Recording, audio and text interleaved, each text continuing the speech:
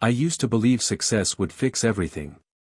That if I worked hard enough, climbed high enough, earned enough, the rest of my life would fall neatly into place.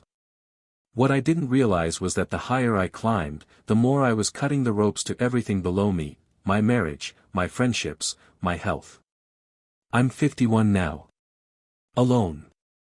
And all I have left is a resume that no one cares about outside the walls of an office that isn't mine anymore.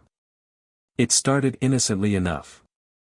My 20s were about proving myself, late nights, extra projects, volunteering for every task no one else wanted. My bosses noticed. Promotions came. Raises followed. I thought, this is working. By my mid-30s, I was on the fast track to the executive level. I had the suit, the salary, the house in the suburbs. I also had a wife, Megan, and 2 young kids. They were proud of me, at first.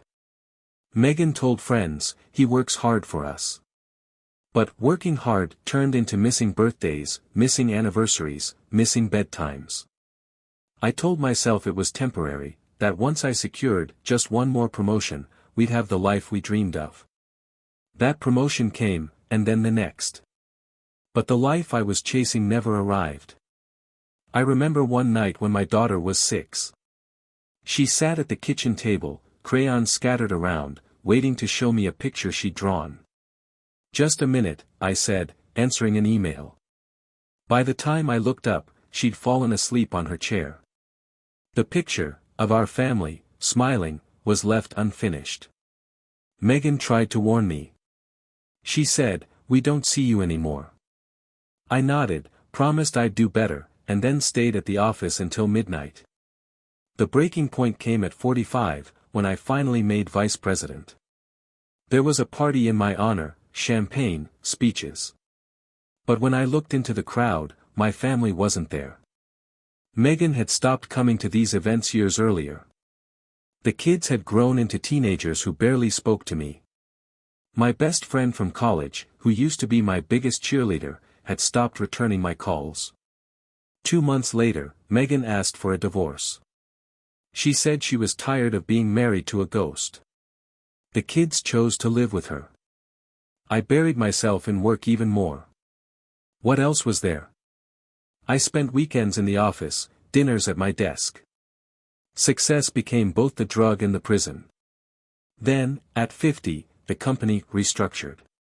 My position was eliminated. They gave me a severance package, a polite handshake, and a cardboard box.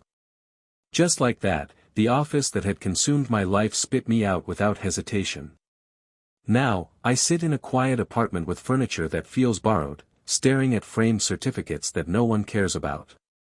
My kids are adults. We talk occasionally, but it's strained. They have lives that don't include me. Megan has remarried. My so-called friends drifted away long ago, tired of being second place to conference calls. I thought success would make me indispensable. Instead, it made me disposable. Sometimes, I walk past the old office building. I see younger versions of myself rushing inside, phones glued to their ears, chasing the same illusion. I want to stop them, to tell them it's not worth it. But I don't. They wouldn't listen. I wouldn't have listened, either. All I can do now is sit with the truth. I traded the people I loved for a corner office. And when the office was gone, so was everything else.